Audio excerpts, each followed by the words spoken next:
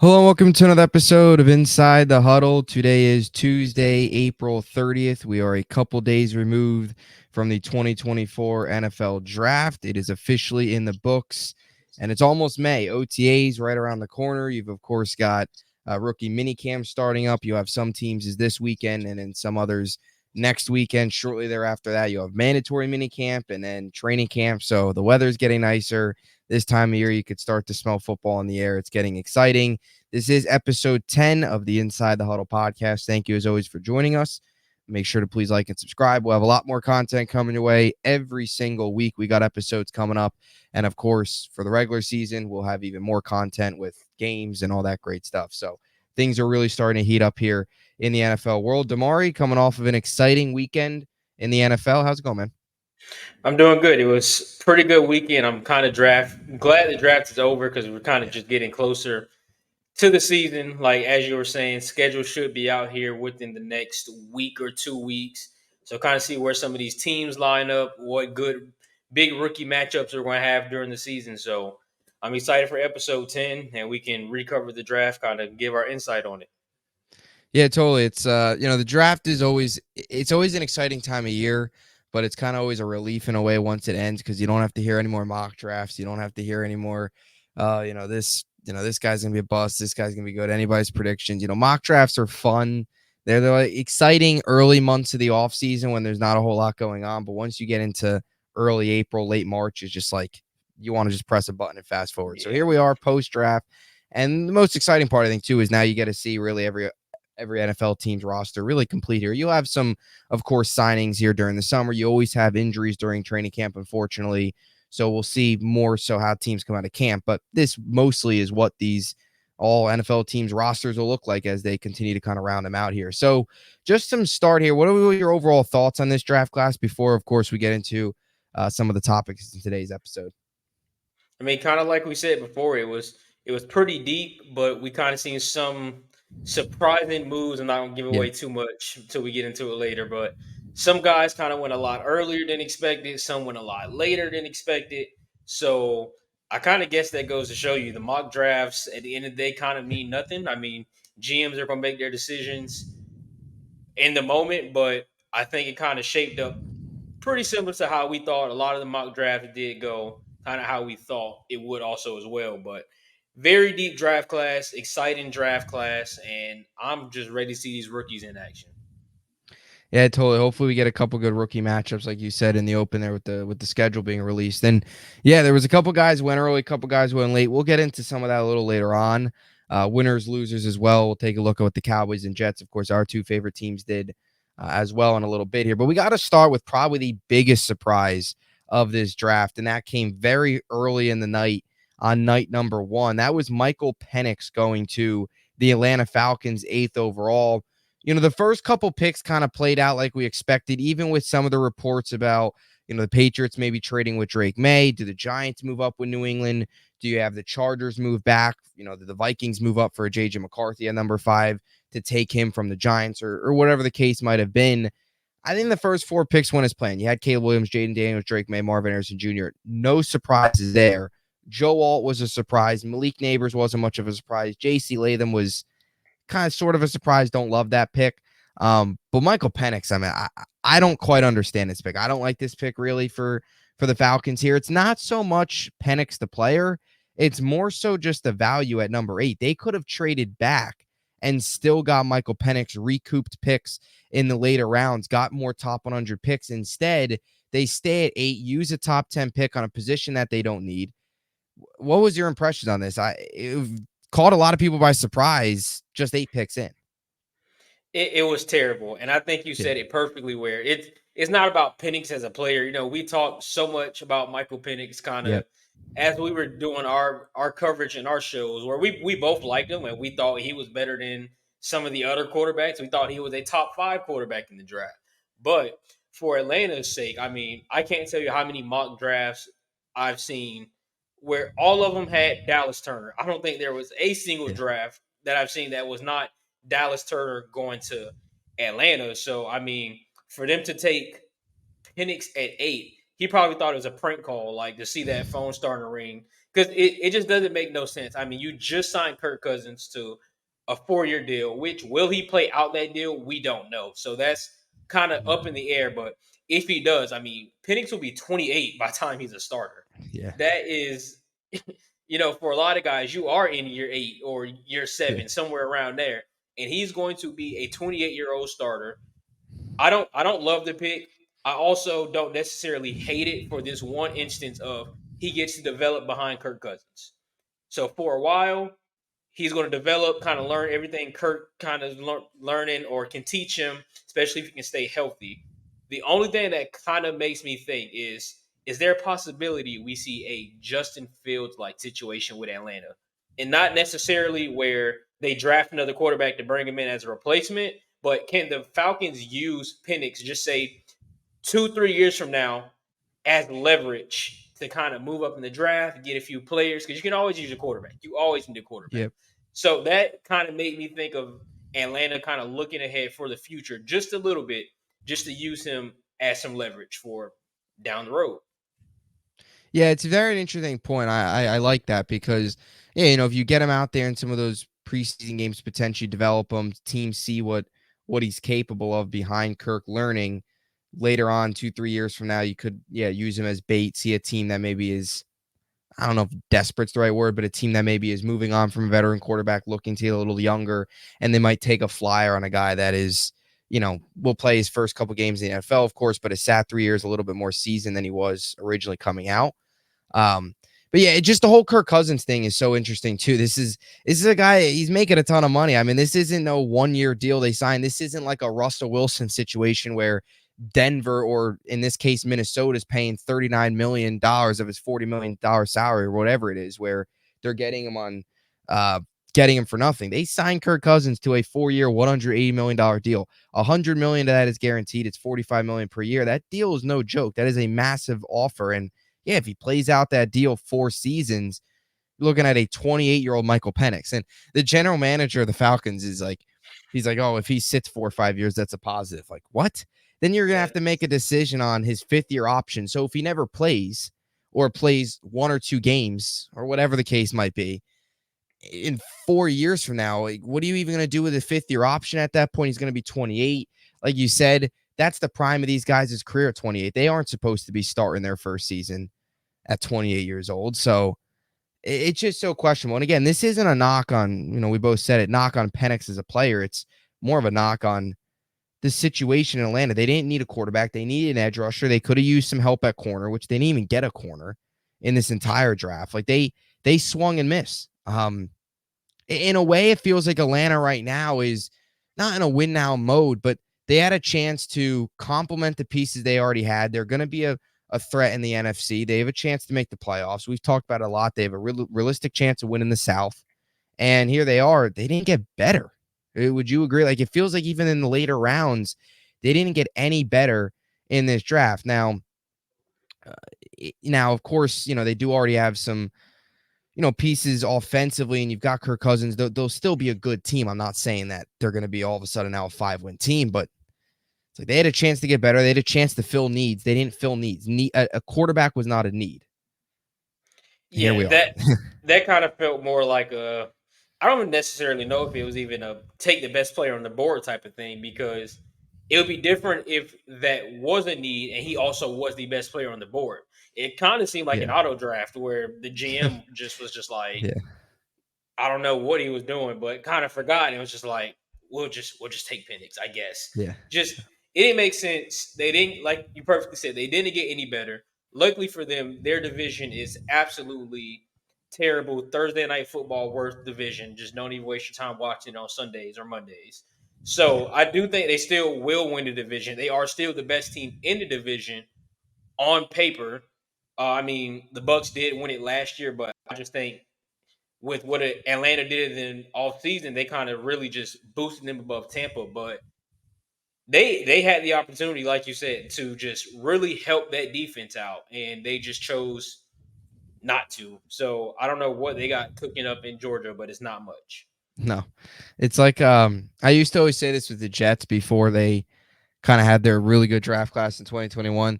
Like you said with the auto draft, it was almost like they were doing eeny, meeny, miny, mo before the pick, and it just 10 seconds left on the pick is in. They had to call it in. That when they called Mo, it landed on Michael Penix's name or whatever they had going on there. I mean, the GM explaining to the owner Arthur Blank why they took him. Did you see that clip? He was telling I him, seen I he seen that clip. he's like, please don't fire me. Please don't fire me.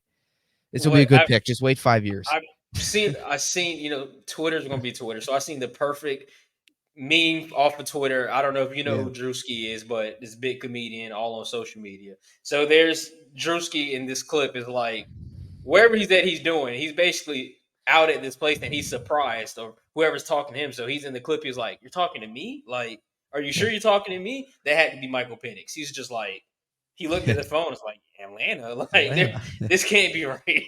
There's no Yeah. way this is right. If that's what it felt like. You wonder now too is like, just from a Kirk Cousins perspective, I'd be a little frustrated if I was Kirk Cousins. And he You know, was. I yeah, There was reports that he was very frustrated. yeah. Instead of not necessarily that they were gonna go, it's not like they passed up on. I mean, this would be an absolute debacle if they needed a receiver and they took almost like Green Bay and Jordan Love while it's working now.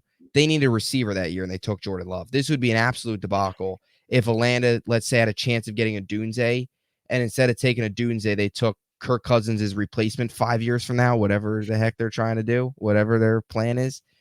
I think that would have been an even bigger issue. Luckily, they've got, Drake London. Of course, they got Kyle Pitts. You've got Bijan Robinson, Darnell Mooney. Of course, they've got Yeah. weapons. If they passed up on a weapon for Kirk, this would have been even more of an issue. Before he even plays a snap, they're already looking down the road. I just don't get it. Like, just the whole mindset. I kind of repeat myself now, but the whole mindset of it all, like they had chances to add pieces to win now, and here they are looking ahead. All these years that they've had recent struggles, you think they would want to, just from a front office perspective, want to turn the tide, get this thing turned around. And here we are, looking towards If whatever the heck 28-year-old Michael Penix is going to do. I believe I read this right, the last time they had a defensive player with 10 sacks in the season was Vic Beasley in 2019. That is bad. I Very bad. believe that is the article that I read. That is terrible. So you get a chance to go with a very versatile Dallas Turner, and you choose not to. I mean, Mm-hmm. I I just don't understand it. And if I'm Kirk Cousins, I think you perfectly said it with the kind of the Green Bay situation and Rodgers and Jordan Love. But if I'm Kirk Cousins, I'm just like, I just signed here in March and it's April and y'all already found a way to like you kind of rub me the wrong way. You see what I'm saying? Like Yep. I don't really there's a disconnect somewhere with Atlanta and Cousins and the GM. Like none of it makes sense. And I guess I wouldn't be surprised if how you kind of just said, where if we're looking down a few years from now, we're kind of just like that was a bad pick for Atlanta. And again, nothing against Penix. I think he's Yeah. going to be good when he does get the opportunity to play. He could even be great, but Atlanta just was not the fit that he needs to go to at this moment. Yeah. Penix him and Bo Nix are in that similar situation age wise. Penix needed to go to a place in my eyes, almost like a Raider, like the Raiders, for example, where he can go there and compete for a starting job. We said it. He's 24 years old. This isn't a 20-year-old kid that is, fresh out of, just young, almost like Sam Darnold was or some of these other younger quarterbacks are. This is 24 years old. There's players in the NFL now younger than he is that With have an got a injury couple years under the history. belt. Exactly. Yes. Good point. With an Yes. injury history. He needed to go to a situation. I just think it's also a loss for Penix, not just the Falcons. I think this is a tough spot for him. He needed to go to a team like the Raiders, where even though you've got Minshew, you've got O'Connell over there, who'll have a chance to compete for a job. Minshew is good, but he's nothing. He can lose out a starting job if Penix plays well. Like they have competition during camp. Even Denver, go to a quarterback room that is, I mean, uh, outside of Bo Nix, what even is that quarterback room? I don't even think you can consider it a quarterback room if we're being honest here. So whatever they got over there, the circus, and then Bo Nix, like even the Broncos would be a good destination for him where he could potentially start in year one, similar to Bo Nix.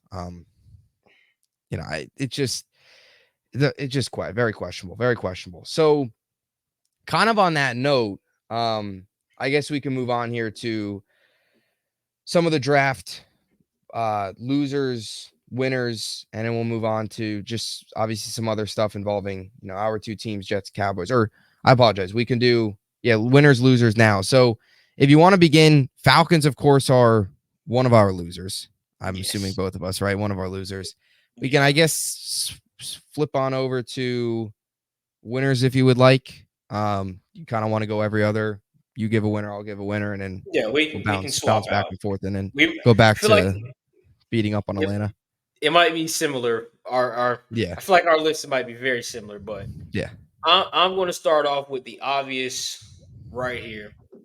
It got to be the Bears. I mean, I know we kind of said what we said about Caleb Williams, and he still has yeah. to prove himself on the field, but Williams at one, and I'm just going off of their first round. I'm not even going off anything else they did, but Williams with their first pick. Then you go and you grab a Dunze as well, and you match him up with DJ Moore and Keenan Allen. You got tight end depth. You got running back depth. I mean, I know we discussed it, but I feel like there's a chance that we are talking about the Bears winning this division this year if things do go right. I still think it's Detroit's to lose, but Mhm. with how well the Bears drafted just in the first round alone, I think they can make some noise. Yeah, I like the way Williams rather handled himself this week. I thought some of his prep, his interviews were good. I gained a little bit more, I guess, liking towards him this weekend.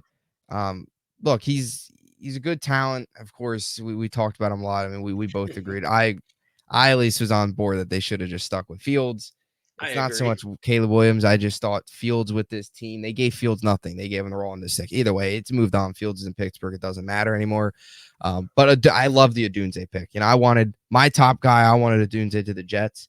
Unfortunately, that didn't happen. Of course, like what the Jets did, we'll get to that a little bit later on. But um, it, it's exactly what you want. You give him a young receiver to work with. They've of course already got DJ Moore. They brought in Keenan Allen, DeAndre Swift. They've got talent all over that offense.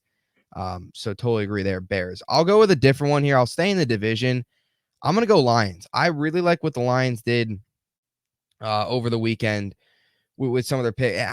Brad Holmes is just the Lions to me. It feels like they don't care what other people think. They don't care kind of what the media thinks. They're going to do their own thing. Because in past years, a lot of people have criticized Detroit, even last year with the Jahmyr Gibbs pick, with some players that people think they maybe reached for as opposed to waiting on picking players that they are passing up on more talented guys. But they do their thing. They're aggressive. Whoever they like, they're going to take. They're not always going to take the shiniest player or the best available, but they're going to do ultimately what's best. And I just felt they picked up a lot of really really good needs. They had a big need at corner. They already got one of those need. They picked up Carlton Davis earlier in the offseason, which I really liked. And then they traded up, got Arnold from Alabama. They got another corner in the second round. In Ennis Rakestraw, I think is how is pronounced his name, from Missouri. So apologize if I pronounced the name wrong. And then even Sion Vaki is another guy from Utah that couple mock drafts I did, I actually had him potentially going to the Jets as a safety. And Wingo and Christian Mahogany. Christian Mahogany, very good interior offensive lineman, was really up there with Christian Haynes as one of the better interior offensive linemen in this draft. Cooper Beebe as well. And Makai Wingo, I thought Wingo in the sixth round, I thought was a steal. I thought he probably could be potentially a fourth round guy. They got him in the sixth. So defense was their biggest need. They picked 6 players, 5 of them coming on defense. Exactly what I think Detroit needed to do. So I'll go Detroit as one of my winners. And then I I'll like bounce that one. back over to you. I like that one. And I'm gonna go AFC on this one. But the Ravens, I mean, Nate Wiggins, Tez Walker, TJ Tampa, Rasheen Ali. I mean, just Wiggins alone. Just Wiggins alone. And Tez Walker was someone we also Yeah. talked about where we thought would be a sleeper, but I really like the Nate Wiggins one because I mean, who doesn't go to Baltimore as a defensive back and just jail Yeah. into something great? So Wiggins already has that kind of AFC North kind of attitude, that mentality to him. I think he's going to fit in perfectly with that Ravens defense. And just on the offensive side, you help Lamar out. You get a big receiver in Ted Walker to complement, I hopefully complement, but Rashad Bateman, who did just sign an extension, has been injured quite a few though. So getting him on the field is one thing, but Odell is out. You bring in a fresh rookie that has a lot of upside, I believe. I mean, he just played with Drake May as well, so I mean, he's getting the luxury of playing with Lamar. So Ted Walker coming over to kind of help out that wide receiver room, which was, I think, a question for both of us kind of when we are discussing who can win the division coming into next year, kind of what teams can go how far. And wide receiver is definitely something I'm just like, I don't know if Baltimore has enough at, kind of in that position. And they addressed it. So I like what Baltimore did. I'm going to give them an A- for the moves they made this weekend. Yeah, another move too I really liked from Baltimore was Roger Rosengarten from Washington. A couple drafts, just being a Jet fan, potentially they would look offensive tackle in the second round. I just really like the way Baltimore has built up their offensive line. They've got a good mix of some veteran guys, some younger guys. Of course, Tyler Linderbaum is on the younger end, was drafted in 2022, so really just entering his third year. You've got Ronnie Stanley, who's been in the year, I think, 8 years, and this is his ninth. He's 30, I think, something. So he is more of a veteran. You now add Rosengarten, who is, of course, a rookie. I like how they've kind of brought in some young talent, got some veteran pieces. They all complement each other really well. So I like that pick as well. Agree there with Baltimore. I'm funny enough, we took NFC North. Now we're going AFC North. I'm going to stay in the AFC North. It's not the flashiest draft in terms of names, I guess, but I actually really liked what the Pittsburgh Steelers did this weekend. And I think it shows that the AFC North is even more so up for grabs. I really do not know who's going to win that division. That is going to be a very fun division to watch all year. It's going to be, you can make a case. I mean, for all teams, 4 teams having a chance, I think out of all of them, I'd probably say, who do you think's like got the, just before I get to the winner, out of all the AFC North teams, who do you think's got the least or the worst chance to win it? I'd still say probably Cleveland, right? I don't trust Deshaun Watson. If Watson's I playing mean, bad, he's got to be the worst quarterback in that division. He's even worse than Russ. I just weapons wise, I like Cleveland's weapons so much more than Yeah, that's true. Pittsburgh. But if Deshaun Watson from last year is Deshaun Watson that plays this year, you might as well get your Jameis Winston jerseys ready because he will be the starter by like week 7 or Yeah. week 8. I think I'm still gonna go Pittsburgh. I mean, even though they did the draft was pretty well for them, I'm just the weapons. I don't think they have Yeah. enough. It'll be interesting. Yeah. If Watson's just like 60% of what he was in Houston or 70%, they would be a legit contender. But Yeah. we'll see. Either way, back to Pittsburgh's draft. Yeah. Uh, Picking up 2 big offensive linemen. You got Troy Fontana out of Washington. He was one of my favorite offensive linemen in this draft just because of his ability to play tackle and guard. Zach Frazier out of West Virginia was one of the centers I really like. He'll slot in perfectly there, and I think as a starting center. And Roman Wilson, we talked about a lot. Ricky Pearsall, Roman Wilson, 2 of those guys in the slot that were borderline, mid to early to mid day 2 picks. Pearsall ended up going in the first round, which I was happy to see. I really like Ricky Pearsall. I know some people say that's a reach, but I think he's going to be a really, really good player in this league. Maybe a little bit of a reach, but I like him a lot. Yeah. Roman Wilson's another guy. Had a really good Senior Bowl, had a really good offseason programs. We talked about the lack of weapons a little bit in Pittsburgh. They have Jordan Pickens. Of course, they have, Van Jefferson. You now add Roman Wilson. Just as a Jet fan, Denzel Mims is not going to do anything for the Steelers. So, just I would don't expect much out of Denzel Mims if he even makes the roster. But really like the Roman Wilson pickup. I thought they filled some needs. Got offensive line help, which is very important in front of an AJ quarterback and Russell Wilson. And of course, Roman Wilson as well. Can't hurt to add more weapons too. I guess you can kind of consider the weapons maybe a little bit of a weakness of Pittsburgh. Outside of Pickens, there's not really anybody that gets you excited. So I like Pittsburgh's draft. I thought they not flashy, but they filled the need at center. They filled a need at wide receiver. They did that in the first 3 rounds. I consider that a positive. So do you have any? You have another? How many more you Yeah. got? one more One more winner, and more. Yeah, perfect. We're gonna stay in Pennsylvania. Mhm. Division rivals. Ah, I hate Kelly Green with It a felt like passion. it felt like everything went their way. The draft board broke perfectly for Philly. It does Just every year. the way Howie they Roseman does draft. not have to do it. He does not have to do anything. Everything just falls into his lap.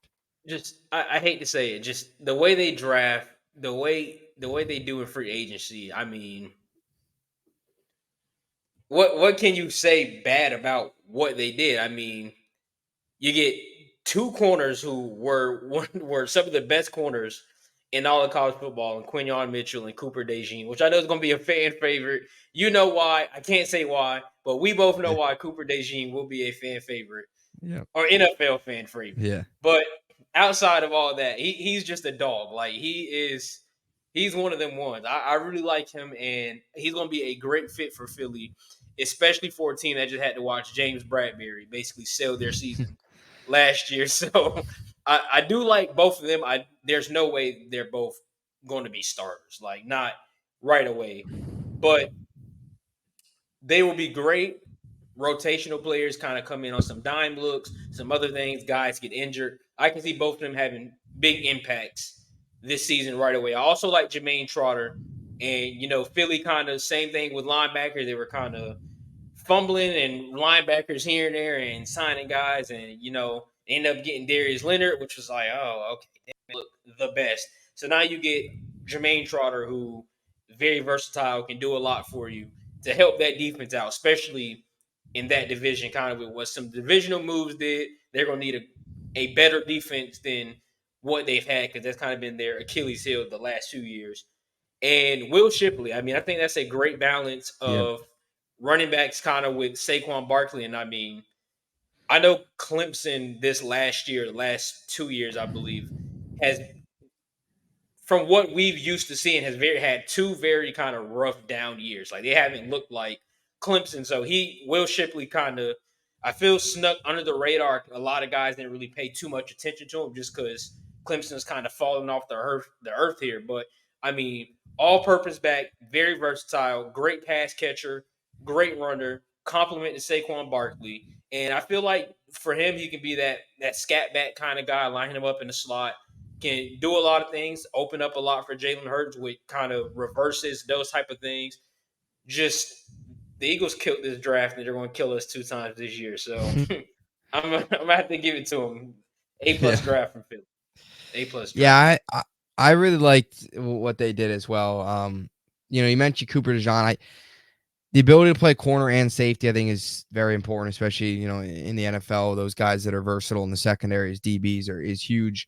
Really like what they brought in Will Shipley, especially because Saquon, of course, the addition of Saquon is certainly big. I think they balance still well behind him. You have Kenneth Gainwell, you have Will Shipley. Like, I don't think it's bad to add a little bit more depth there as well. And then Johnny Wilson, we talked about Johnny Wilson a lot. Johnny Forgot Wilson about that one. he fell so far, all the way into the 6th round, which doesn't surprise me, I guess, too much, just because of the fact that, he's kind of freakishly athletic. He's a little too raw, I guess, for teams to take him earlier in the draft. Um, but look, if Johnny Wilson pans out, I mean, that if Johnny Wilson pans out and gets gets seasoned a little bit and turns more into an NFL receiver, he could be an absolute steal when we look back on this draft. So I like that pick there, Philly. Unfortunately for the Cowboys, I'm assuming it's probably was not good to see everything land in the Phillies' hands. Believe me, I hate strong. I don't like Philly as well. I can't stand the Hate. Eagles and their And fans. Sorry if there's any Eagles fans watching this. I think But hate is the perfect word. hate, yeah, probably is a perfect word. Why I not? absolutely hate Philly. I Yep. mean It's that. yeah, it it's funny. They're probably the only team in the NFL, or I shouldn't say the NFL. They're probably the only team in the NFC that I actually hate. There's not any other NFC teams that I really don't like. There's AFC teams that I can't stand, of course, because I'm a Jet fan. I'm in the AFC, but Philly's probably the only team in the NFC. Like even the Giants. I look. I'm always gonna Giants. Look, because they're a crosstown rival and stuff like that. There always will be a little bit of that, I guess, hatred a little bit, but we play them once every 4 years. We know we're never facing the Giants in the Super Bowl because the Jets and the Giants will never be good at the same time. That just doesn't happen. better chance of. I don't know what their better chance, but either way, one in every 4 years you play each other. Like so. But Philly, I just can't stand them. Either way, back to winners here. This team I can't stand. I hate this team as well. AFC East. This is gonna surprise some people, but let me explain myself. Winner, New England Patriots. I knew I've it. really liked what the New England Patriots did this weekend. I I knew could it. say the Jets, but I will save the Jets for a little later on. I really like the Jets draft. I didn't want to throw the Jets in here because talked about them a lot. So I'm going to throw New England in here. It's not so much the Drake May pick. We knew that was basically going to be the pick for about a month now. It was more so what they did outside of the Drake May pick. Jalen Polk's a guy that I really like.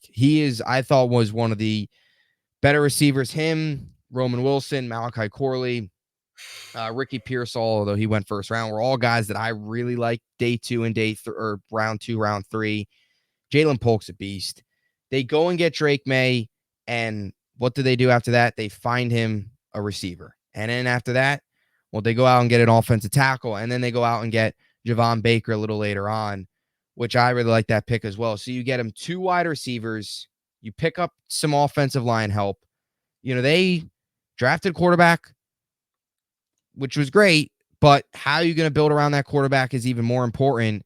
And they did that. And look, for taking a quarterback in this draft, they had 8 draft picks overall. 7 of them were on offense. Now, one thing which is important to build around him. One thing I was a little confused was the Joe Milton pick. Nothing against Joe Milton. Yeah. Joe Milton, I think, is a guy that if he sits, actually could be potentially good. He's freakishly athletic. His arm talent is unbelievable. Some of those throws he was making at the combine were phenomenal. He's got to learn, speed of the game. I don't know if he'll ever turn into anything, but he's got a lot of natural talent. We'll see. But I don't understand that pick. I don't know if that's the Patriots' way of saying, hey, we've got Drake May. You have Jacoby Brissett as the number 2. If Drake May somehow fumbles and struggles, maybe Milton with learning, maybe you kind of what the Steelers are doing, you give themselves 2 chances with Russ, and if he doesn't work out, then they go to Fields. Could you see that being the case? I was a little confused by the Joe Milton pick. I don't see that being the case, and I don't understand the pick either. I Yeah. mean, I guess I don't really have much to say about it besides it kind of just felt like and this is nothing against Joe Milton, but kind of felt like whoever's there, just grab him, kind of off the Yeah. board type of thing. Like I don't see any way they kind of gel him into anything when he really won't be getting first or second team reps unless one of the other 2 in front of him gets hurt.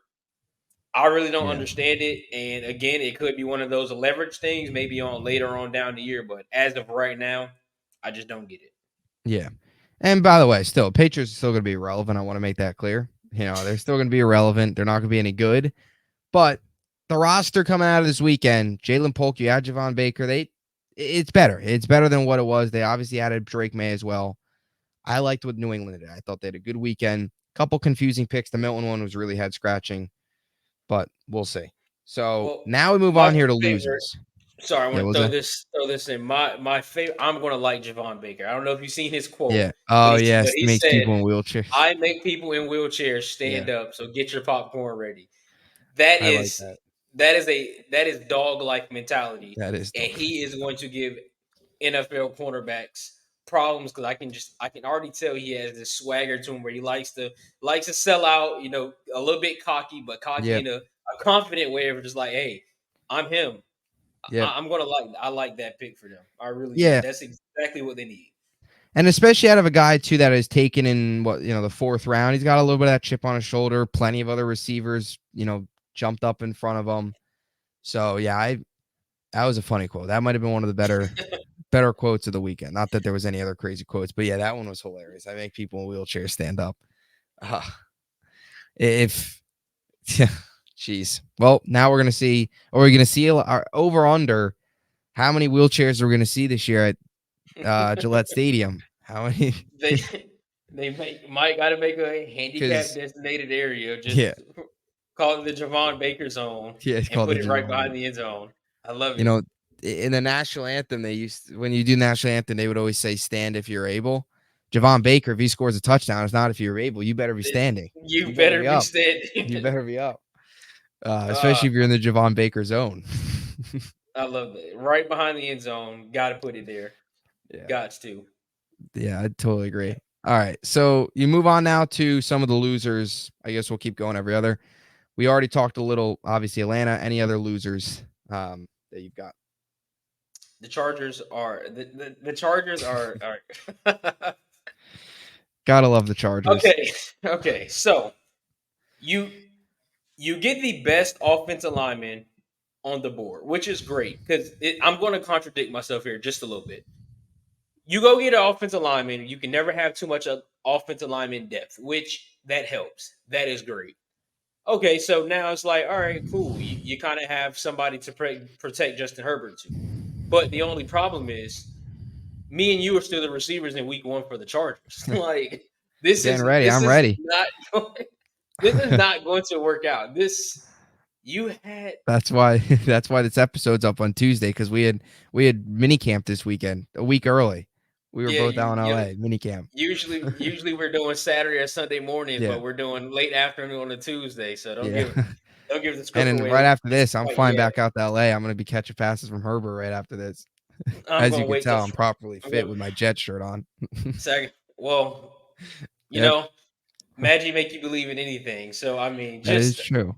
I don't know. For the Chargers, I really I don't get it because you had options to get a great receiver with your number one pick, and you chose not to do it. Now, I do like that they did get Lat McConkey. Like I do like that. That is great for them. But you could have had Malik Neighbors, and Yeah. you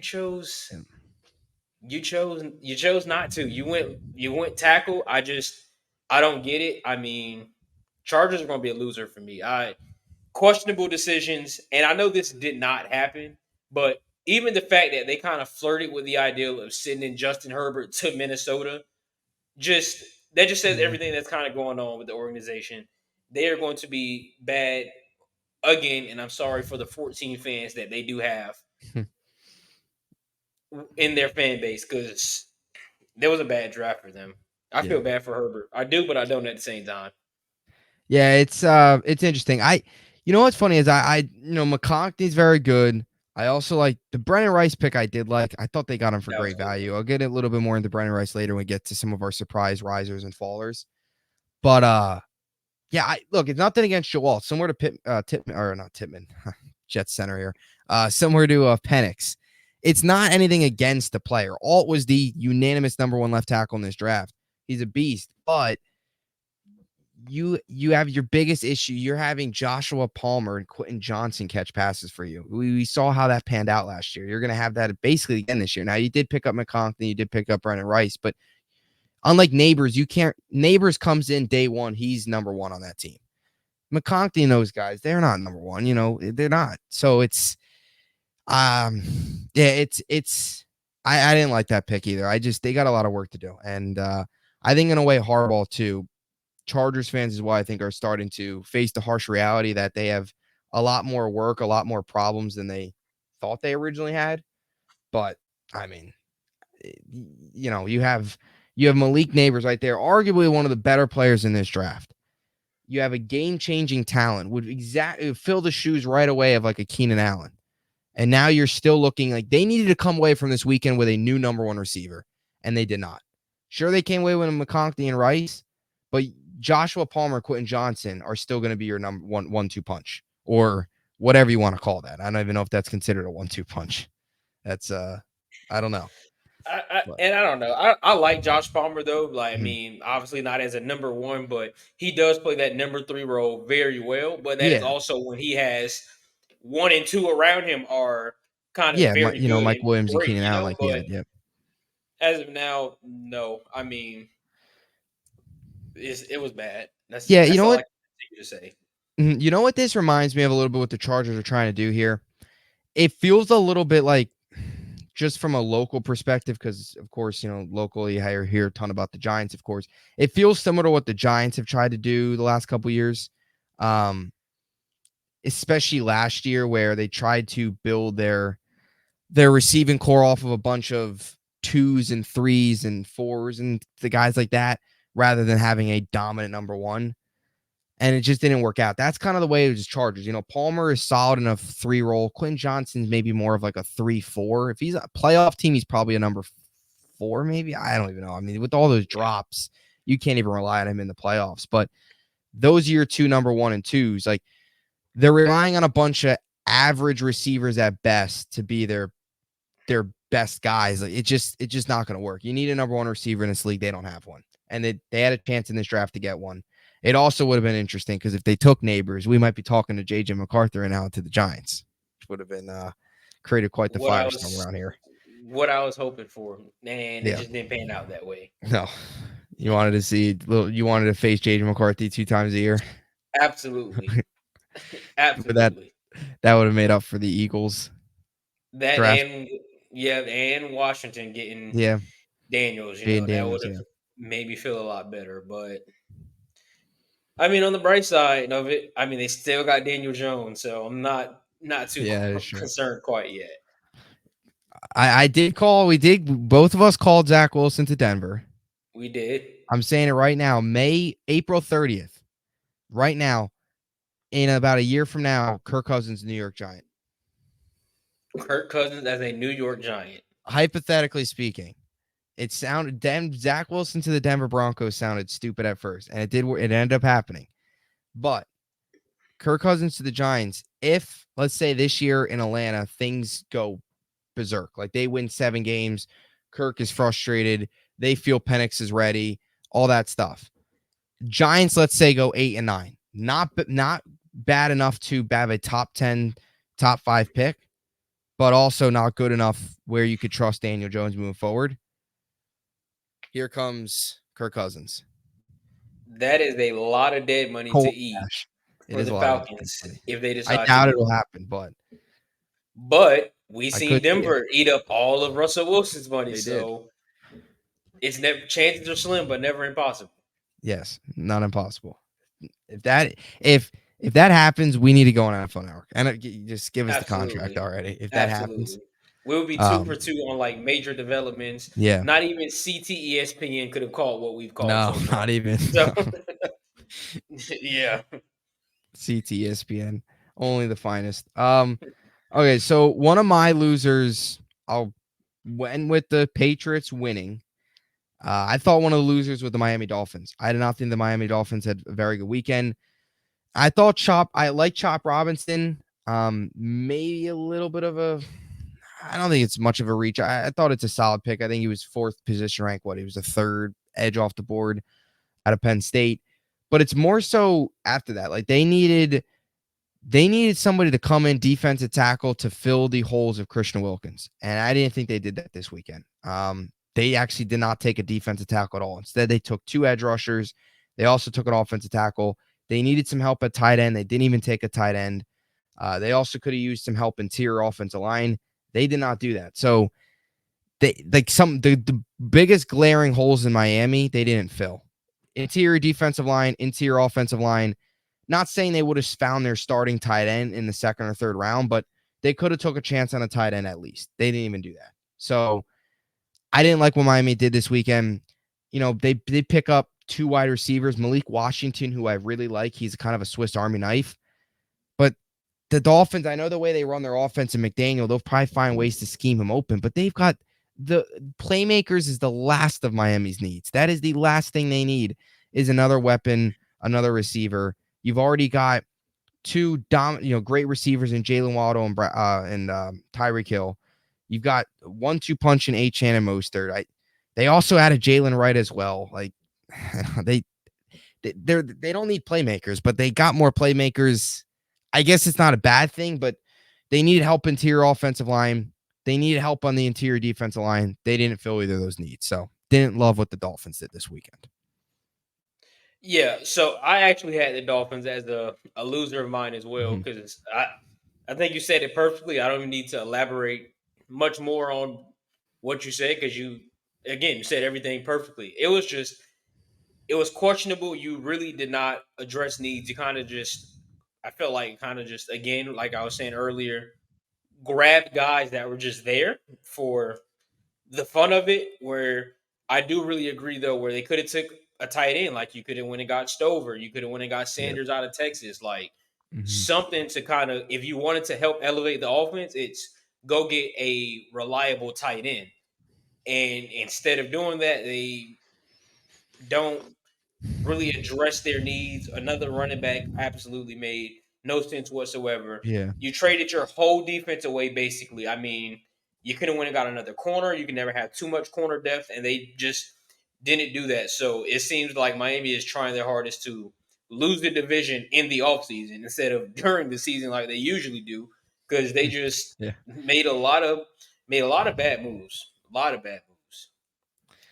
Yeah, I agree. I thought it was very, very, very questionable from them. Just not so much that they acquired bad talent or they reached on guys. They acquired.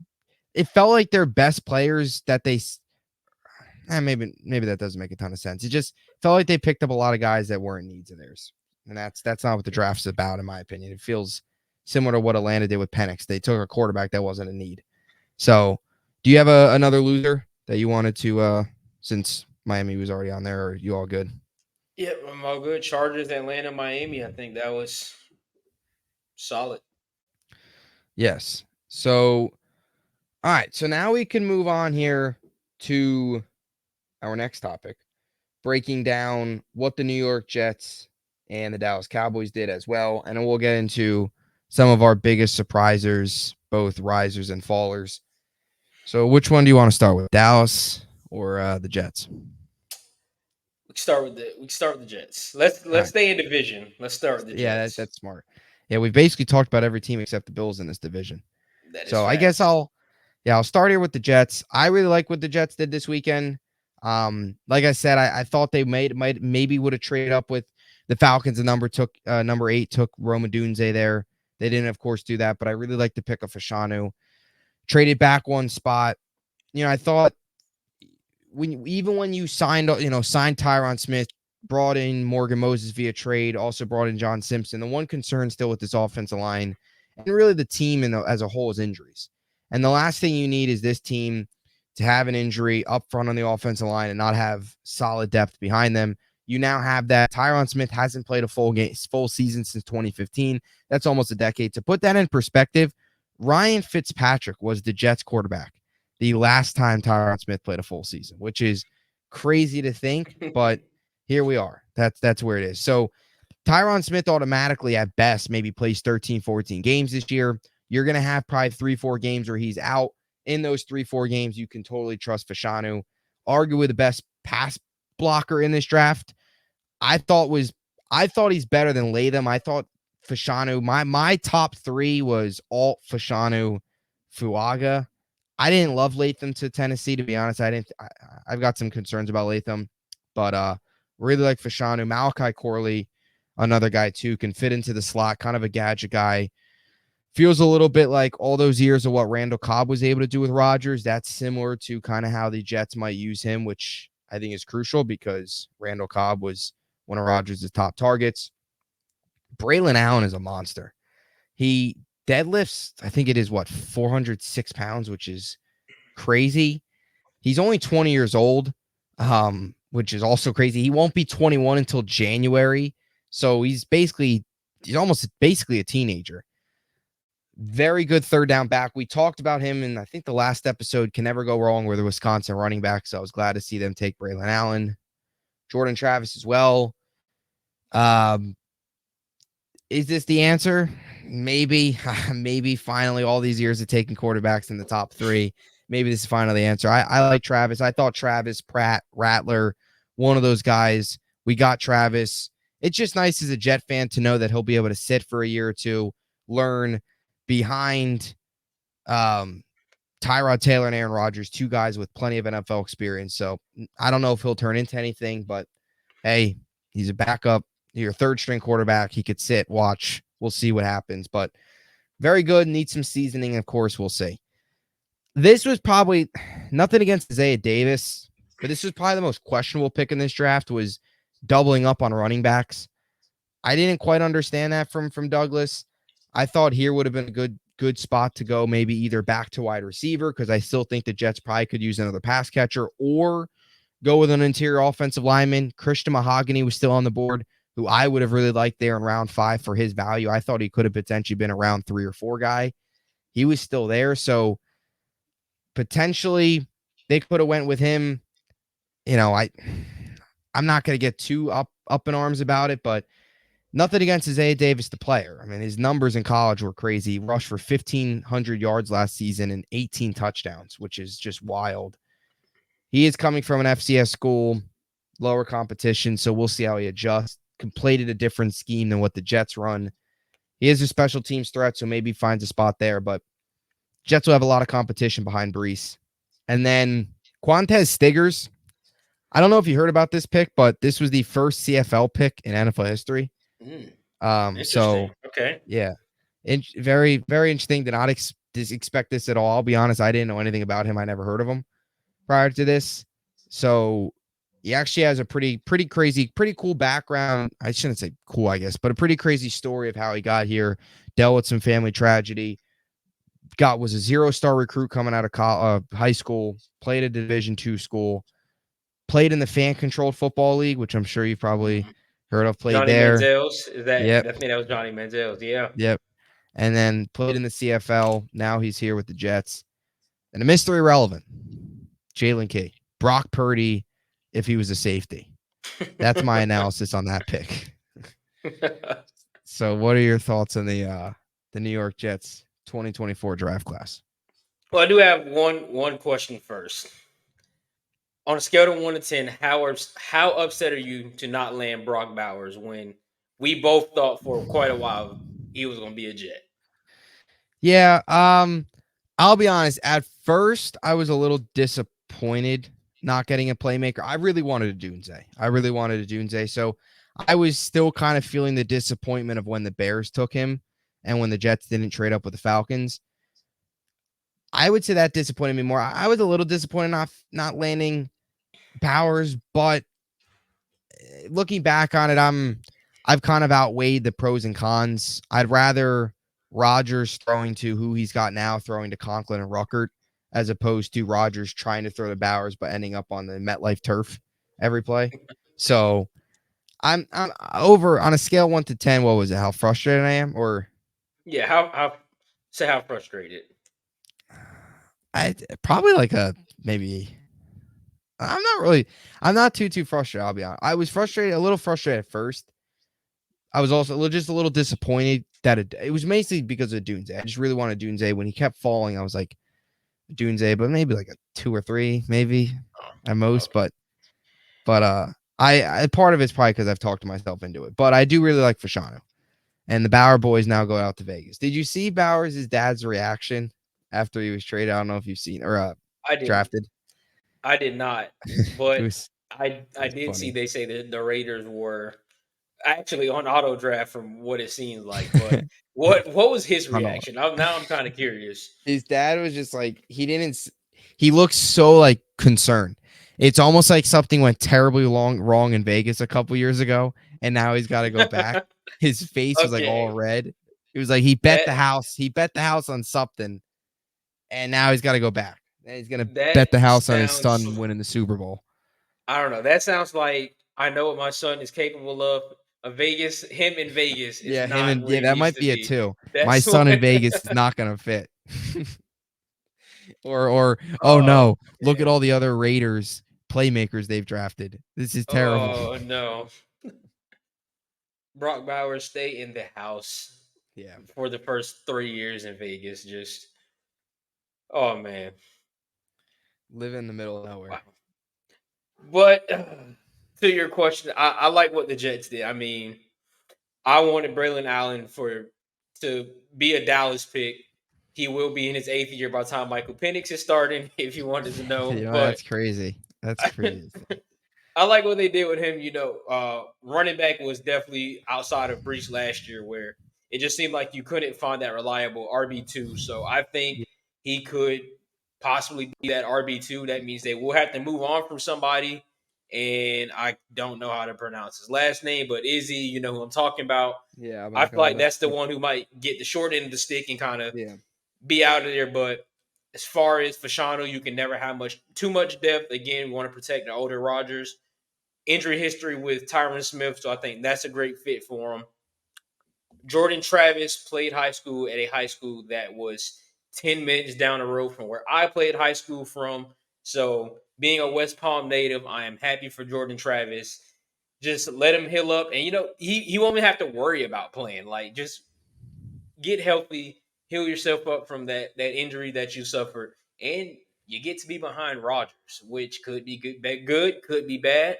Not gonna get too much into it, but it could work out one or two ways where either the Jets are looking back and they're just like, thank God we took Jordan Travis, or Jordan Travis and be like, I never want to step foot in New York ever again. So Yeah. other than that, for the Jets, like I kind of like everything that they did, and I think once again they are my front runners to win the division. Draft just solidified it. Yeah, I think too. Just looking around the rest of the division, Miami had a chance this weekend to get better. They didn't.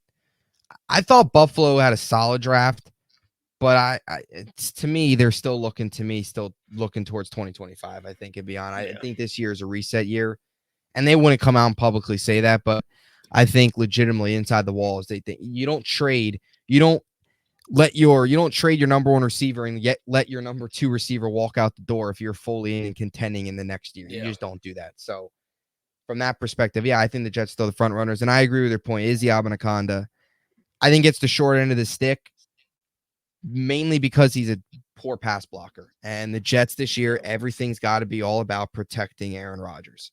And I think that's their point of trying to get two running backs. Isaiah Davis and Braylon Allen both are very good pass protectors. Izzy is not. Anything they can do to keep Rodgers uh, away from affecting himself on the MetLife turf, which is yeah, still the biggest threat. And not even the Bills, Dolphins, or it's the MetLife turf. It's really what it comes down to. So yeah. we can move out to Dallas now. What was your thoughts on what the Cowboys did this weekend? Kind of at first, looking at some of the players that were available at the time of picking, I'm kind of just like, what are we doing? But now that I look back at the draft, I mean, you addressed team needs that were in positions that weren't flashy. So, I mean, you Yeah, go get Tyler Guyton, which is the tackle, which is exactly what we needed with yeah, Tyron Smith being gone. Cooper Bebe, who could play guard, can play center, kind of yeah, replaces or helps out, gives some depth from what we needed. And we also lost a center in free agency, so that helps out. Linebacker from Notre Dame, I can't pronounce his name, haven't even looked at it enough, but linebacker depth, it can never hurt. So I also found out that he was a semifinalist to win the Dick Butkus Award, I believe it was. So now I kind of want to pay more attention to him, kind of see what he brings to the team, and I kind of feel like a bad fan slash analyst because I can't even pronounce his mm, name, but I really just didn't pay like too much attention. But also like the Kalen Carson pick, you're letting Al Harris get the opportunity to jail somebody that can play safety and can play corner to a secondary that has been one of the best secondaries in all of football. And I know Dan Quinn is gone. He had a big part to do with that, with the pressure that they produced up front. But I mean, we already know what Trayvon Diggs has become. We already know what Deron Bland has become. People thought Stephon Gilmore was washed, and look what Al Harris was able to get out of Gilmore. And I hope we sign him back. Marquise Bell, who is now moving back to that safety position that he played in college, gives us more depth to the safety position. Ron Curse is out of there. We still got so much depth in the secondary. Now you add Carson to that, who I feel can gel into something very great under Al Harris. I like what this defense can possibly do. And then Ryan Flowerday, I mean, that's another, I guess you say, our first flashy offensive weapon that we took, and our only flashy offensive weapon. Because I mean, yeah, Gallup is gone. Gallup is now a Raider. I don't know if you've hmm seen it, but he signed a 1 year, yeah, $3 million dollar deal with the Raiders. So that leaves a big hole for your wide receiver 2 or 3, however you kind of view Brandon Cooks. So I think he can fit in that role pretty soon, considering we just got some guys like Jalen Tolbert and Cavante Turpin, those type of guys who just aren't ready to take a big role within the offense. I feel like he can do that with the right preparation and right coaching kind of take some pressure off of CD Lamb. Some people, again, that's another one where I kind of gotta watch some highlights on and watch some film. He says people say he plays like Des Bryant. If that is the truth, we have a gem. We have definitely found a gem in the draft. We need that big jump ball receiver that's physical, and Gallup just wasn't giving us that over the last 2 years. So if he is what people claim to be, I will say Dallas. This is a plus draft. Not flashy, but you address the team needs. Jerry, I'm still not too happy with you, but this is a little bit of a way to buy me back in, just a little, A little bit. a Does little the bit. Zeke signing move the needle anymore? It does, but it doesn't. I mean, jokingly, I texted my girl as soon as it happened. I was like, hey, you just bought that Zeke jersey like 2 years ago, so you can Yeah. dust it off now. Yeah. So I'm glad he is returning back to 21. If anyone wanted to know, the good thing, all right, he's going back to 21. My jersey has meaning again. Bad news, does that mean Stephon Gilmore's not coming back? Like that's kind of my only thing. But if Zeke can give what he kind of gave in the later portion of New England to this team, then I will be very satisfied with what they did. Because it's not like Pollard had a great season and kind of really Yeah. just, killed it for us. He did kill it for us, our season, when he decided to Yeah. cut back inside in Miami instead of going outside. We fumble, we lose that game, whatever. But I'm not too mad at Zeke. I mean, I can do my all over again. I'm ready for Sundays. I'm so glad to see Zeke back. I am. Yeah. Maybe we get 2018, 2016, 2019 Zeke. Feels like I hope so. pre-extension Zeke. Yeah, the pre that's the perfect way to Yeah. say it. Pre-extension Zeke. If we can We'll get see. that, You that feel if you I guys feel get confident. pre-extension Zeke, you're in a good I spot. feel confident, definitely. Very, yeah, very confident. Um, yeah, so I agree with you. I like what the Cowboys did this weekend as well. Tyler Guyton felt like he was kind of a Dallas Cowboy for a while. Felt like a lot of the mock drafts, you heard a lot of the reports. We even mentioned on here that they would go with Guyton out of Oklahoma, of course, which again, not flashy, but they filled needs. I think like the Cowboys, just because we were already on the topic of it, the Cowboys did the complete opposite of what the Dolphins did. Dolphins were a little bit more flashy, taking playmakers, which they didn't need. Cowboys took needs. They needed some help at offensive tackle, of course, with Tyron Smith leaving. They got that help. You needed some wide receiver depth. They got it, and they got it in the 6th round. Of course, that's smart by them. It's a deep receiver class. They didn't reach early on. They waited, found their guy. I thought if you're at Cooper Beebe as well, or how did you pronounce it? I think maybe I'm Yeah, pronouncing it. Cooper BB. Yeah, BB. Beebe. Yeah. Yeah. He's I really like that pick as well out of Kansas State. I believe he was the 2nd-ranked offensive guard according to ESPN. To get him there 3rd round, I thought was really good value. You look at the offensive line now. Of course, you got Guyton, you got BB as well. BB is just, kind of, I guess, depth. Most likely, would he be used as depth at right now, or how do you see him slotting in? I think there's a good chance he can start. He can be a week one starter. Could I be a weakness. I think so. Yeah. Yeah, I like it. I like BB a lot. Again, with the Jets, I thought they might go interior offense lineman. I thought BB could have been a guy. Even Zach Frazier, Zinter, some of those guys. But yeah, 2nd-ranked guard, according to a lot of different people. I think only behind Christian Haynes, I think might have been only ranked higher. So really like that pick as well. Wasn't flashy, filled needs. Yeah, good draft for them. Were you at all surprised they didn't take a running back, or did you think they were kind of just planning on signing Zeke and maybe that? I mean, I know they were interested in Jonathan Brooks, of course, but were you at all surprised that there wasn't a running back taken? Yeah, yes and no. Just because I know, like the whole Zeke thing was kind of floating around during the Yeah. midst of the draft, and Yeah. they also got Royce Freeman, which is somebody I didn't even Mm-hmm. name, but signed Royce Freeman and still have Deuce Vaughn, Rico Dowdle. So they got quite a few guys on the roster. So I don't think you kind of want to go draft another guy. We're talking about 5 backs on the roster. So I kind of wish they would have, in a way, went youth instead of going to get like Royce Freeman. And if you still want to sign Zeke, and you could have drafted instead of taking Freeman, well, signing Freeman. But just the fact that they have so many backs on the roster, I am not too surprised that they chose not to. Yeah, I'm not too surprised either. As the draft went on, as the Zeke rumors heated up, it kind of felt like they were going to just fix, they took the receiver in the 6th. You went another offensive tackle in the 7th. So it kind of felt like they were staying along that trend of filling in some depth at offensive tackle, bringing in another receiver as well.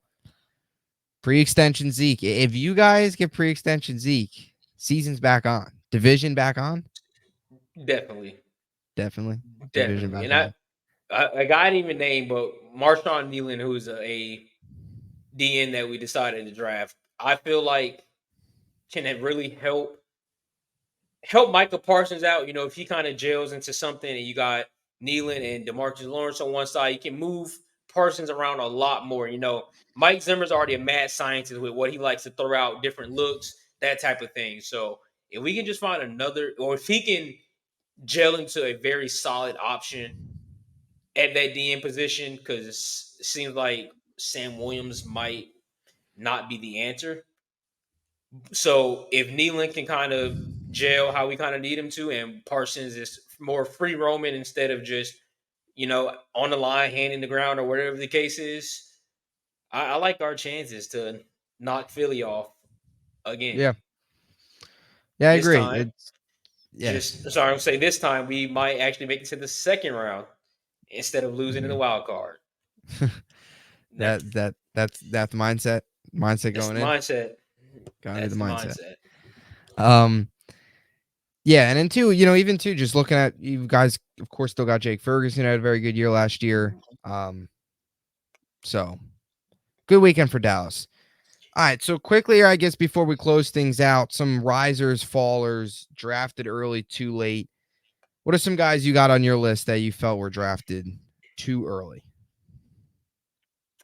You mentioned him earlier, and I'm a Florida fan. It's going to sound crazy, but Ricky Pearsall. Ricky Pearsall.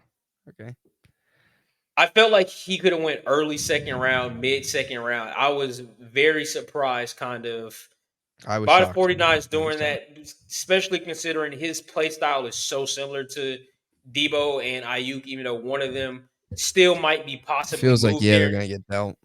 Yeah, but all three of them are kind of just very similar players. And I thought the 49ers, if they were going to go receiver, they would have took like a Xavier Leggett or somebody, just a big body receiver that you can place on the outside. Because the only thing they have that is Jawan Jennings. I hope he's still on the roster. I think he still is, but I really didn't understand Pearsall too much. But I mean, I guess the Niners are kind of one of those teams where like we got a certain type of guy we like at receiver. He perfectly fit that. So the fit is great for them considering the type of players that's already surrounding their offense. But I just would have went with a big body receiver. Yeah, I agree. It feels like all signs are pointing towards Ayuk or Debo being out. Um, could have been the reason for this. Jawan Jennings, you mentioned Super Bowl legend. If they would have won, um, had the game of Yeah. his life out there. But yeah, I agree. Pearsall was certainly interesting. Couple guys that I have. Penix, of course, is obvious. We won't really Oh, mention him yeah. much. I thought J.C. Latham talked about him a little bit earlier on. I thought J.C. Latham was took a little too high. In my opinion, my top again, I said it, my top offensive lineman. I have the list in front of me. Fashanu, Fuaga, Fantano. I kind of moved Fantano a little up as we got closer to the draft just because of his ability to play guard and tackle. And then Latham was kind of 5'6" for me. The weight concerns me a little bit. I don't know. He's not a bad player. I just think when Fashanu, Fantano, Fuaga were all still there, I think those picks were much better value than what Tennessee got taking a top 7 pick on a tackle that, in my opinion, wasn't even the top 3 in the draft. So Mm. I thought he was a little high. And then I guess you could talk, McCarthy, Bo Nix, Penix. Of course, all those guys are a little too high, but Latham in terms of first round was a guy I thought jumped. Any guys on your list that you thought fell further than expected? I think all the running backs. I mean, Yeah. Brooks and Corum. I know Brooks was still kind of dealing with the ACL injury, but I just didn't think running backs were going to go that late. And which is kind of crazy how just last episode we were talking about how this running back class is very deep, but they don't have anybody that's like instant superstar, kind of from what we've seen from running backs over the course of the last few drafts. But the guys that were in the draft, we felt could make an impact and be very good for where they land. So, kind of for them running backs going as late as they did really caught me by surprise, specifically Jonathan Brooks. I mean, Carolina, you got Miles Sanders, you got Chuba Hubbard. Like, it didn't make sense. So, who are you moving on from? Because you're not running the three back rotation. Yeah. So, could we see Miles Sanders possibly traded and dealt sometime soon or during the season because he didn't have the year that kind of Carolina wanted? So, that one I didn't really understand too much. Not at all. Yeah, I agree. That was an interesting pick. From a Carolina perspective, it seems like maybe they could have honestly. I actually thought Carolina had a decent draft from Yeah. a perspective of trading up into the first round. I thought was something that I don't know if I would have took Xavier legit there. I don't know. Maybe you could probably make the case for a couple other guys they could have took there, but they didn't have a first round pick. You at least give credit to the front office for trying to get back into the first round, which they did. Couple fallers I had were a couple receivers. Donnie Mitchell falling to the second round, 52nd overall was something that I did not see coming. I thought he's a steal for the Colts, especially now for the Colts. You look at that Anthony Richardson, you look at what he's got around him. You've got Jonathan Taylor, you've got Michael Pittman. One of the biggest issues with the Colts was the guys next to Michael Pittman. Like they didn't really have anybody that was too special around him. You now have a Donnie Mitchell, Michael Pittman, Jonathan Taylor, Richardson, who could do a little bit of everything. Uh, that Colts roster is coming together. They Well, won them. They got to the Final Four, I think, in the March Madness we did. I am going to throw in. So I think I mentioned this before. I had at a point in time, Josh Downs was on my fantasy team, and he had a stretch of like 4 to 5 games of like 17 plus points Mm-hmm. before he got hurt, and he ended up getting hurt. I really do like Josh Downs in the slot. So now I feel like things are a lot more open for Downs for Pittman Jr. with Adonai Mitchell being there. So I think Downs is a sleeper. Like he's not. I'm going to go out on a limb here and say that he is going to be one of the best wide receiver threes in football this year, and I think I'm firm on that.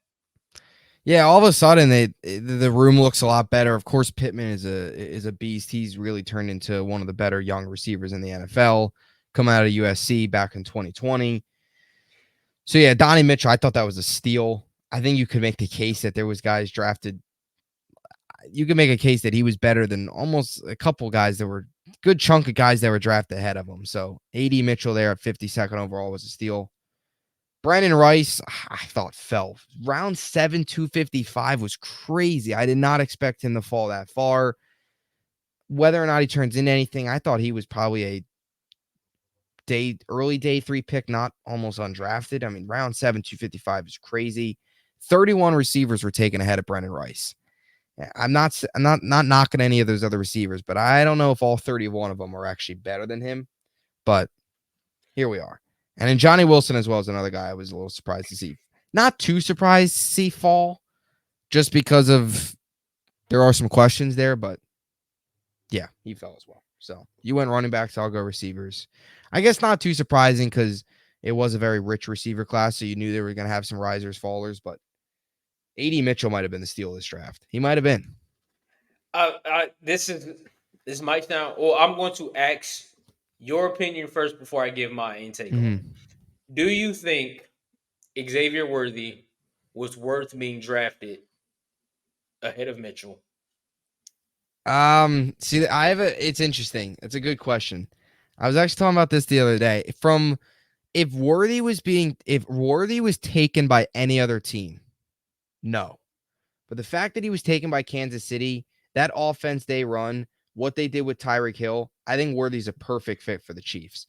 So I'm kind of 50-50 with that because from a Chiefs perspective, I think actually Worthy fits better than Mitchell does, just because the way they run things, Worthy, even though he's not the best route runner, the Chiefs, just the way they do things, they're going to be annoying. They're going to throw it downfield. He's going to run underneath it, just like Tyreek Hill did all those years. They're going to have success. They love those fast receivers. So from a Chiefs perspective, I think Worthy actually fits better. But if any other NFL team took Worthy over Mitchell, I would have thought it was dumb. You could still make the case. I think Mitchell is better than Worthy, but from the Chiefs, I mean, they do this. They're going to be annoying. Or they were going to took McConkey too, and he'd rack up 100 plus receptions and be this annoying receiver that is making plays for the defending back-to-back champions. Interesting. I'm going to say, going off of that, or I think again we need like a NFL Network, ESPN job because respectfully, I think we know ball. Took Yeah. the words right out of my mouth. I mean, anybody else but the Chiefs, that would have been a head scratcher. But Yeah. perfectly said, where he's not the best route runner, but for what he is going to do for you is open up the field and Yeah. just for the underneath to Rice and to Kelsey, who are Kelsey's never been like a deep ball threat. Rice is more of an intermediate, middle of the Mm. field type of guy.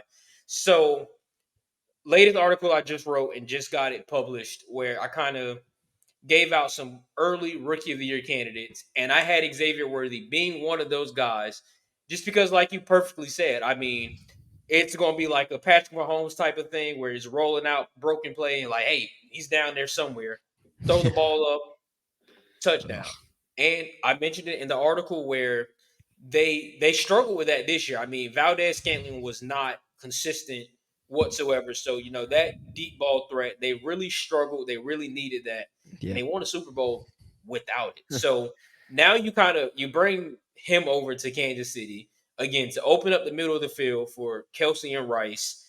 You get Hollywood Brown, and I called it the need for speed offense because they got some Yeah. flyers. They got some flyers on that offense. So I mean, whew, that division, cornerbacks in that division are going to be up all night on Yeah. Saturday preparing for the Chiefs on Sunday. That's going to be a tough cover Of for course, anybody it's the Bills too. Like that if traded. Worthy goes on and dominates like Tyreek Hill, we're all gonna look back, just like the Bills when they traded the pick for like with the Mahomes pick, they traded that. Just like the Bills did that, they did it again. And now, if Worthy turns out to be dominant, we're all gonna look at Buffalo and we're gonna be like, here you are, you're making your biggest threat. Worthy's gonna next year watch Bills AFC title game. Not that I think the Bills will get there. AFC title game, Worthy game winning touchdown against the Bills. It'll probably happen. The script writers, they know what they're doing. With the way the world works, I can see that happening. And I don't know. I felt like as soon as we ended this show here, I had a better chance of going to 7-Eleven and hitting $1 billion scratch off Yeah, than the Bills trading their pick to Kansas City I for them know. to take Xavier Worthy, It's who the taking Bills wanted who perfect fit. anyways. Like, It's a I perfect. just They traded with the Chiefs so they can get probably their top receiver on their board. because now hear me out. I love Stephon Diggs.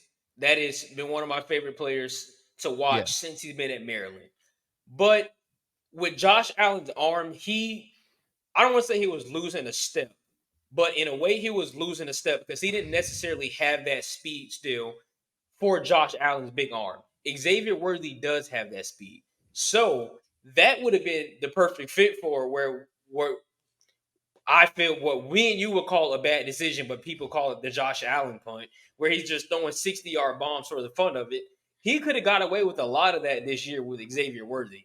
yeah. And they decided to trade their pick. And they didn't trade back once, but they traded back They're back twice again. for two receivers that would have been a good fit for them. And I know we kind of were like Leggett with the first round, but you got to go watch the film on him when you get a chance. He is legit. Mhm. He is really legit, and I think he will be a star once Carolina kind of figures some things out. But Buffalo had the option of two very good receivers with superstar potential, and instead they chose not to. not to take receiver who we thought. I love Keon Coleman. You remember I was advocating for Keon Coleman at Yep. 24 to Dallas. So Keon Coleman is gonna be a fan favorite. You got to watch his press conferences and him Yeah. wanting snacks and talking about his Macy's jacket. Like he's gonna be a fun watch. But Buffalo, you were a loser of this draft for what you decided to do. Yeah. It just and even too in Carolina. Really, even from a Carolina perspective, you make the rich richer over there because Carolina's now loaded. They're loaded.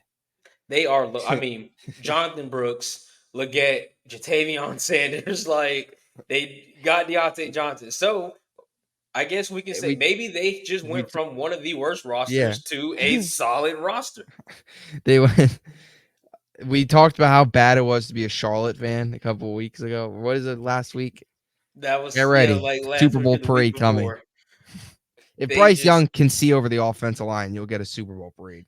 Bryce Young might go absolutely insane this year. Like it might just happen. I feel like last year just everything was kind of stacked against him. Yeah. This year he can somebody there has somebody in Charlotte has to be good. The Hornets they don't have a chance.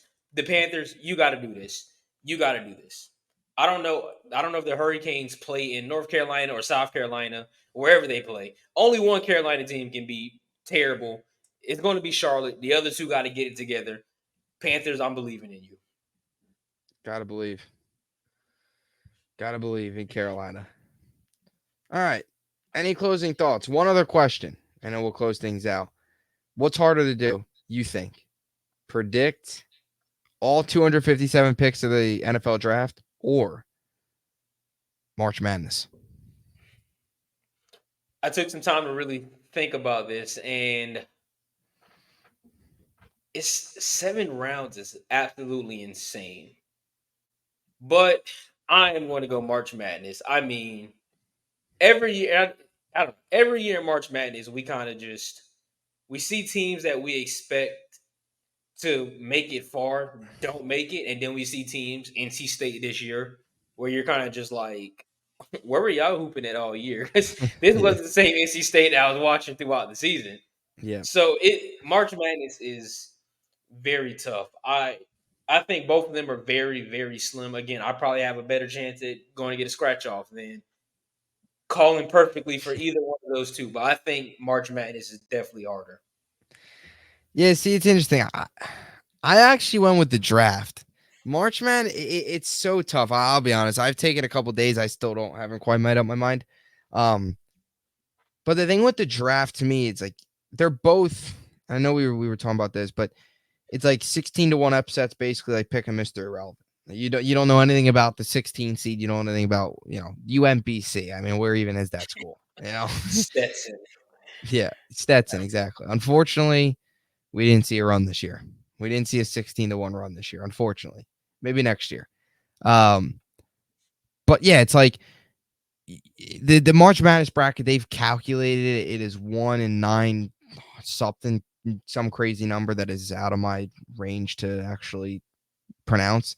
The thing with me though is like 257 picks in a row plus trades. That's tough. Yeah, I kind of just thought about that. Like with the Like trade the in, trade trades, out, it's it's tough. it's look, neither's gonna happen. I mean, I don't think we'll ever see that happen. No, Better chance to win the lottery. better chance to win the lottery. A billion Yeah, dollar hit at that. $1 billion. Yeah, the Yeah, mega million. Is it what is the the billion? Yeah, I yeah. think if you Google better chance to March Madness or win the lottery, I think the odds are actually better at winning the lottery. So I believe it. 'Cause I mean, even with March Madness, I mean, again, you kind of everyone's gonna go with either the one or two seeds that they think can make it all the way. But then for some reason, you get this random guy from Oakland who is Steph Curry, who decided to wake up and be Steph Curry that day and just yeah, ruined your like, it's tough. You yeah. never really know. You never really know. Golke, Yes. Golke. You will never hear from him again, Ever unless if again. he wins the lottery. He might be like a IT accountant somewhere within these next few Probably, years, but he had quite a run in the month of March. That will always yep, be legendary. definitely. Legendary run will never be forgotten. Anyway, any closing thoughts? Golke? Any closing thoughts on Golke or the NFL? Ready for the schedule release, ready for OTAs, ready for these matchups to see kind of what we're going to get in the draft. Week 1 has to be Houston and Kansas City, Houston and Buffalo. That's all I'm gonna say about that. Yeah. Hopefully, Goodell's kind of on track with that. Yeah. Yeah, I agree. Hopefully it's good week 1, good primetime games. Yeah. And yeah, getting closer. So that'll do it. We'll see you here really in a couple days over the weekend. We'll be back. And yeah, stay tuned. Thanks for watching. Please like and subscribe, and we'll see you in the next one.